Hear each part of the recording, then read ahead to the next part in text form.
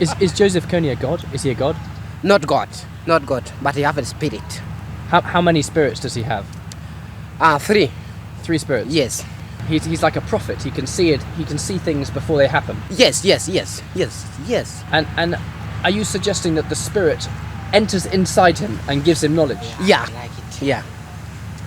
He cannot be killed? Yes. I'm sure can be killed. It's impossible to kill Joseph Kony? Yeah. Even if I shot him here, right in the chest, would he die? No. He cannot die? No. Wiki ewedde twafulumya video ya Saddam Hussein ne batabani be Uday and Hussein ku Lazy Podcast. Video, as always, twagitemamu negenda ku TikTok. I was scrolling through majority of the TikToks ezava moyo video. There's a section of Ugandans who seem to believe, number one, Saddam was a good man.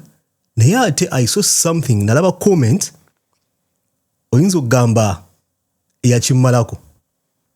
Ng'ate na likes, ng'ena comments under that oba replies. Omuntu omu yagamba, bino ebya Saddam biringa ebya Kony tebyaliyo. Nga mu comments people seem to believe, either number one, Kony didn't exist, oba mbu Kony yali propaganda ya government. Si bigambo byange. Ndowooza y'abana Uganda abamu. And I'm like, what's going on? Oyinza okugamba kyankangamu naye ng'ate tuzze tubiraba. The likes of Gaddafi. Nti Gaddafi we yafa, he was a bad man. Everyone knew. Abantu ba Libya, by the time we bamugirako, he was a bad man. Amala okufa, people begin making excuses for him. It's very common ku zino characters ez'abantu ababi. The likes of Idi Amin, omuntu ajja kujja kugambe, he was a good man. Nti yali muntu mulungi naye ng'ate yakola ebikolobero. Kyekimu ne Joseph Kony. Kyekimu n'abantu nga Saddam, Uday, Hussein. They were bad, full stop. Whether baafa dda oba bakyali balamu, they are bad. They will always be bad. Lwakuba a psychological phenomena comes into play. Oba obwongo butuzanya science. Nti generation empya egenda kwerabira ebyaliwo koste yaliwo.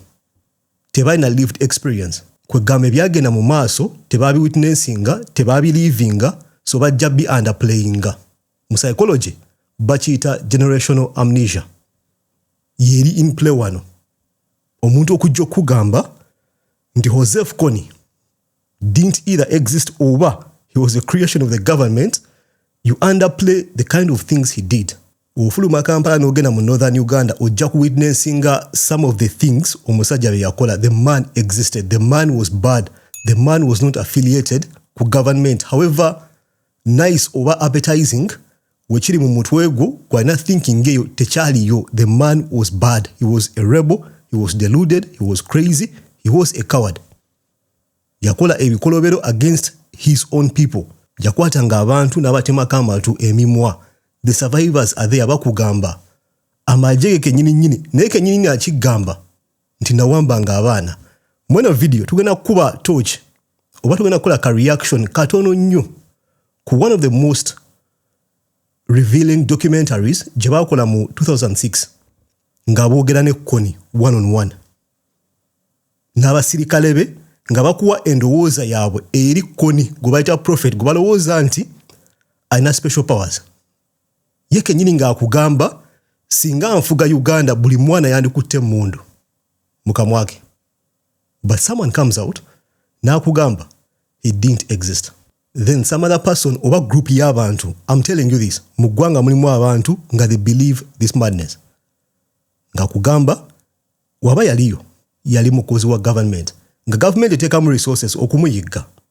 Ngatta abantu abaforminga government abantu gye bagamba nti yali akolera.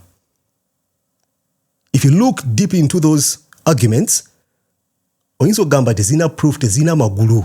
It's just conspiracies. Chenagambe, generational amnesia. We forget what the man did cause tetuna lived experience. Tetualiyo. Chiningo kugamba, you imagine what Hitler did. You can't. Tewaliyo. So tetuna lived experience. You cannot imagine what the people abali mu north chebayitamu.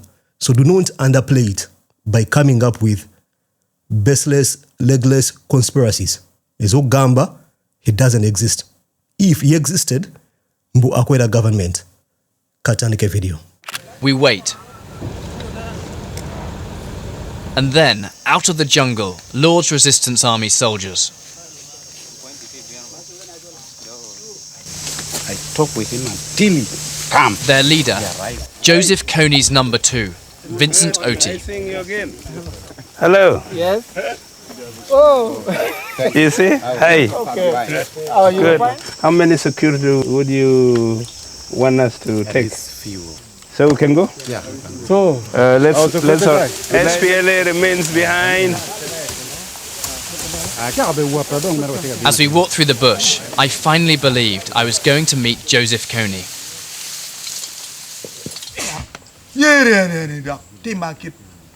And there he was, the man I'd been chasing for a year, the man who's eluded the Ugandan government for 20 years. Of the handful of images of Kony, the most famous is of a man in his 20s with dreadlocks. He's now in his 40s, but his hatred of the Ugandan president Yoweri Museveni hasn't changed. you are the first journalist to come to me.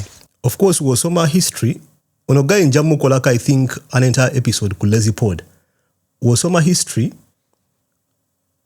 Whatever forms LRA comes out of anger because General Museveni takes over the government.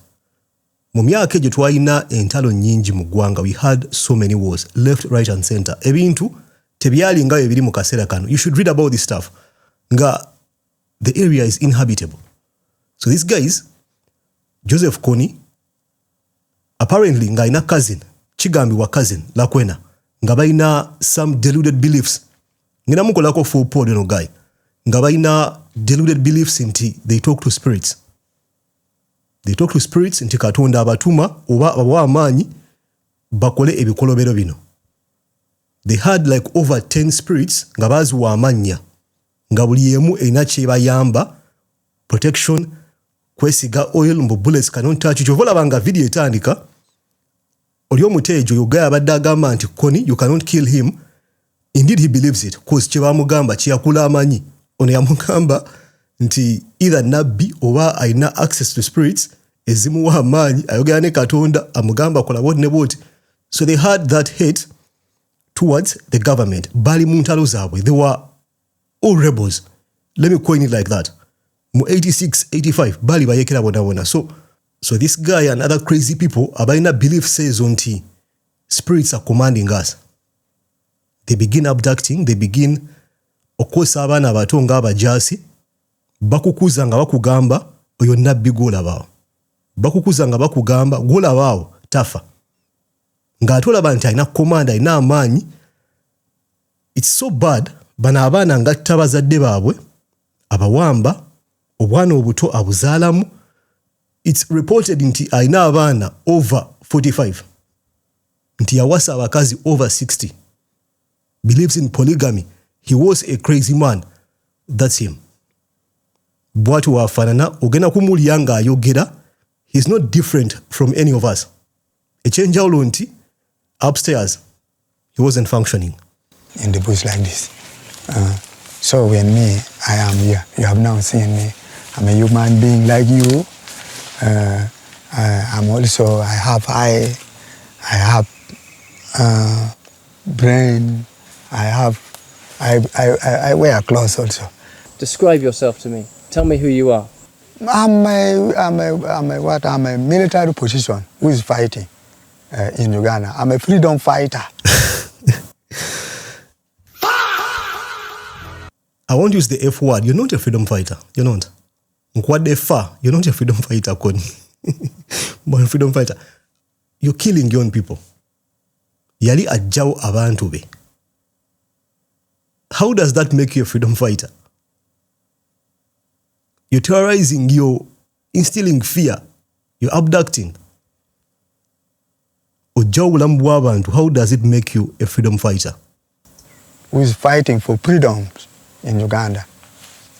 But I'm not a terrorist. But the manner used to achieve these political aims has been horrific. Thousands of child fighters and civilians have been slaughtered.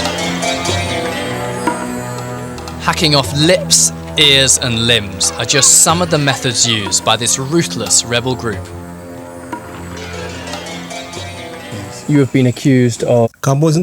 Anyone who makes excuses for this man, you just sample. Oyinza ogamba not even the tip of the iceberg. Ono guy yakola ebintu. Just go to northern Uganda, move around, talk to people, read about him. Kale, if you don't believe amawulire Uganda, go to external sources. Read about what the guy did before you make excuses for him. Soka, omosomeko, research, and make your own conclusions. Don't listen to ngambo. Nti obagamba, guy yagambe teyaliyo. Then they come up with stories without even doing any research. Chiri common nnyo mu ggwanga lyaffe. Tubiyita biboozi bya boda, wazite conspiracies. Omuntu ajja n'agamba shaba, microphone ya black, enkofira ya black, sati ya black, therefore ali mu Illuminati. Without doing any research. Nkuwa just an example of how crazy some of these things sound. Bino. Because of generational amnesia and conspiracy theorists mu ggwanga lyaffe, omuntu ajja kukonvinsinga nti teyabikola. There were eyewitnesses abaamulaba nga abikola. Abasirikale abadduka mu kampu ye bakugamba ebintu bye yakola. They talk about this stuff. But someone comes out nga sagala gamba ignorance because omuntu ayinza muvuma. But you're moving like an ignorant person. Okulowooza nti teyaliyo. Yali project ya government. No, it wasn't. There were eyewitnesses nga UPDF egezaako okumutta. Nga bamuyigga. It's documented. Both writing and video. Olina kukola kintu kimu kyokka tuula wansi. Kola ka research akako. Towiza bigambo byange oba bya muntu yenna. Kola research owuwo. Then ojje okole arguments ezo. Terrible crimes. You know, people having their ears cut off, people having their lips cut out. Yes. That one is not true. That is propaganda which Museveni made. I've seen the photos of people with no lips. Yes. That is propaganda which Museveni made. Let me tell you clear. That thing was happening in Uganda. Museveni went in the village and he cut the ear of the people, telling to the people that thing was done by LRA, which is not true. I cannot cut the ear of my brother. I cannot kill the eye of my brother. I cannot kill my brother. That is not true. Are you saying that the LRA have never been involved in any abductions, any mutilations, any rapes? Yes. They've never been involved? LRA has never been involved on that. Kampozinge wano. So Joseph Kony ali kulimba. Ono mute John. This guy looks young. He's below, I bet money, below 18. Tasuka myaka 18. Ono guy. So omuyekera omutujju ali kugamba nti LRA has never been part of any abductions. But the evidence ngemulima begaawo. Yawamba abantu oba abaana basukka 600. It's approximated yajjawo abantu abasukka 10,000. Personally, I've met someone yali victim of that guy. Chovola, I'm so emotional about topic eno. Wogenda mu northern Uganda naberayo emyaka egi 5. I've met someone yali victim of that guy. Nga kugamba guy was bad. People in northern Uganda know he was a bad man. Of course, mulimba nabajja okugamba who have generational amnesia. Without lived experiences, bakugambe nti he was the son of the land. They believe the nonsense gwayo get down. Of course, okusika eri ajja kugamba omuntu gwenwanisa are responsible for this without proof. Taina bukakafu. Ninga ate eyewitnesses baamulaba nga akola atrocities zino. They saw him. All those kids know. Bwana butwe, they are kid soldiers. They know. Naye ajja kugamba nti side eri gyenwanisa yebikola without proof. Most of Kony's fighters have been with him since childhood, since the time they were abducted from villages in northern Uganda. War is the only life they've known. Kony has been accused of kidnapping, indoctrinating and imprisoning tens of thousands of children in his army. While I was there, I didn't see any young children, but some told me they were 15. I did not abduct anybody there. Some civilians they volunteer themselves to come. So abano bajja abajoining amajego. The ones who deflect and they come ne batugamba nti watta bazadde baabwe. How do you classify those? Men join me so that we stay together to protect their life, to defend themselves here. Do you think that the children can afford that condition of war? They will not. You see, that is propaganda which Museveni is playing. I don't have any children here. But that's not the line he later takes with his troops. If I were president, all children would carry a gun, he tells them. To me... So 1 second, ku camera he says, I'm innocent. Tell me a normal man, buli omuntu ategeera nga obwongo bukola. Aina belief nti buli mwana alina okuba nga alina emmundu okujja ngo alina ekikyamu. He was a crazy, deluded, psychopathic coward who decided one day, let me instill fear mu bantu bange, and he acted on that. N'abakwata n'abatemako amatu, emimwa, and he terrorized the entire region. Bwe ngamba region, Southern Sudan, Central African Republic, DRC, Northern Uganda. Thankfully, or luckily, UPDF chases him out of Uganda. Ngaye nkugambye, nja mukolako episode number ku Lazy Pod. Mweyo episode, nja kunnyonnyola the atrocities, ebikolobero bye yakola, and the origins of the delusions, ezokugamba nti, I see and speak to spirits. Baleka msewo kano. Kya mugaso nnyo, be very careful. Nebidini. Sigamba din, nebidini. Abantu bana bajja ne bagamba nti, omwoyo gwangambye bwe guti. Njogera ne spirit bweti. Twabiraba ku kibwetere neyo story ngena gikuleetera. Kibwetere twabiraba.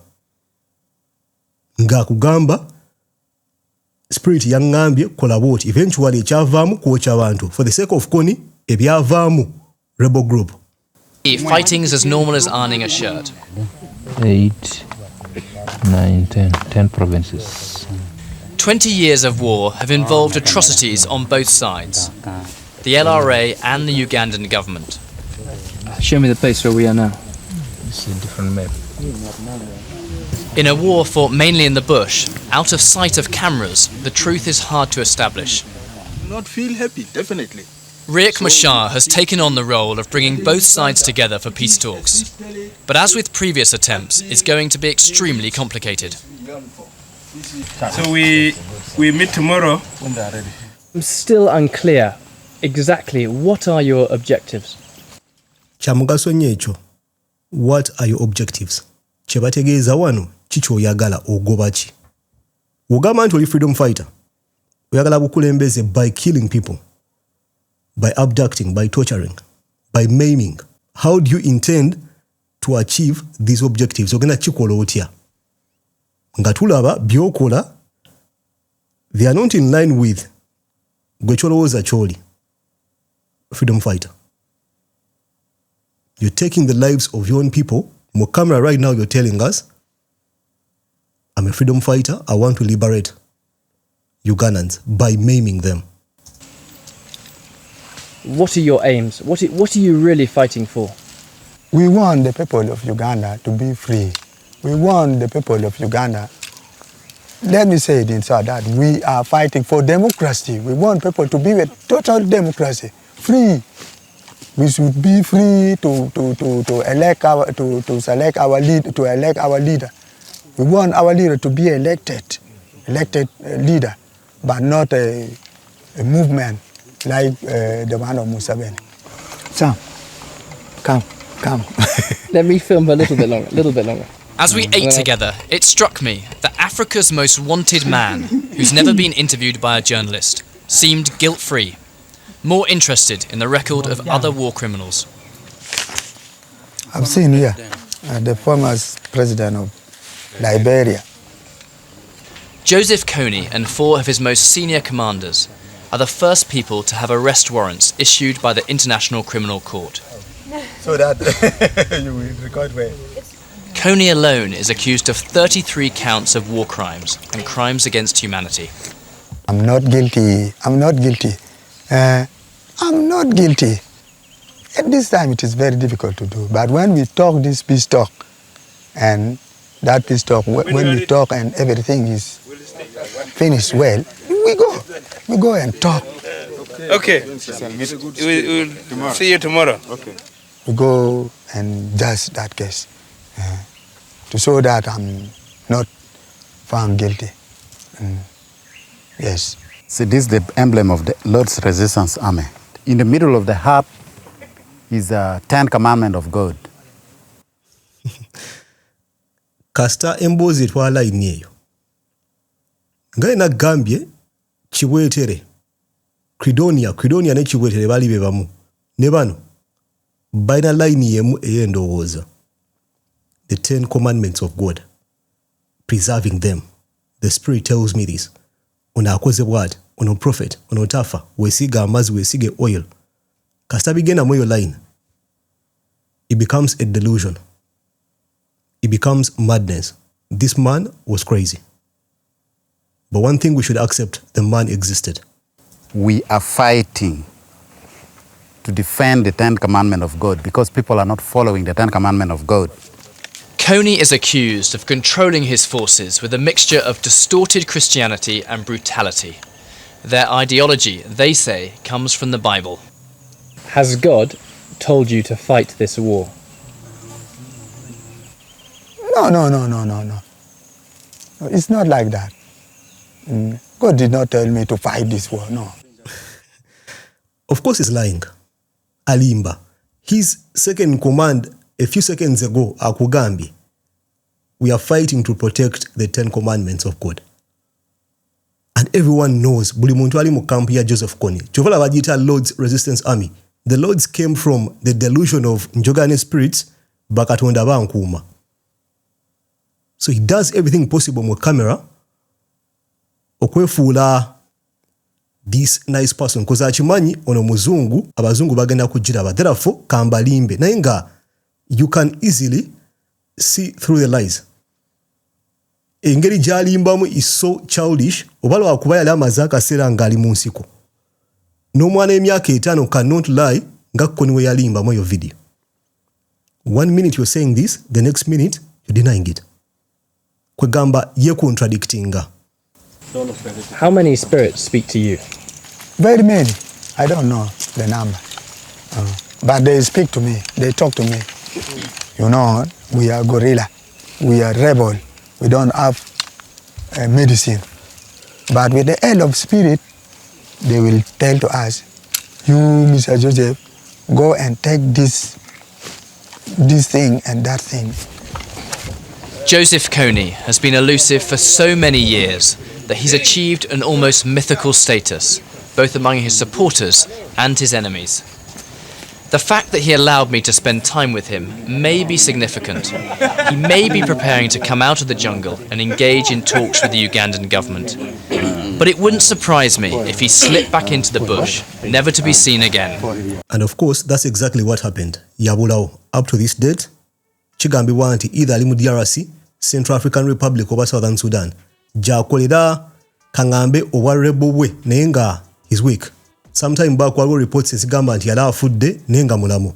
Kigambibwa nti ejje lyanafuwa. He has under 100 soldiers. 100 soldiers, UPDF yamukba. Yamukba nemugoba mu Uganda, the mighty UPDF. Long live the UPDF. Thanks for the service. Nja kusaba ompendowooza mu comment section wansaawo. Kweno video girowoozaako ki?